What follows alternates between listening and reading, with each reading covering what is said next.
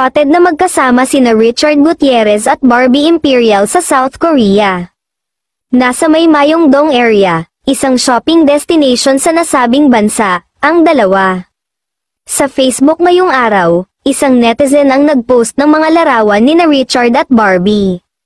Sabi lang nito, kayo na maglagay ng caption sa comment section. Nagkwento ang netizen kung paano siya nagpakuha ng selfie kay Barbie. Hindi raw siya nakapag-selfie kasama si Richard dahil, ayon umano kay Barbie, bawal silang makunang magkasama. Sabi ng netizen, gusto ko din sana magpapik kay Boy. Sabi ni girl hindi daw pwede makita silang magkasama. Mabait naman daw si Barbie sa kanya at nakipagkwentuhan pa, lalo pa raw naging interesante ang kanilang pag-uusap nang sabihin niyang Bicolana na siya tulad ng aktres. Unang spotted na magkasama sina Richard at Barbie sa isang gastropub sa Westgate, Alabang, Muntinlupa City.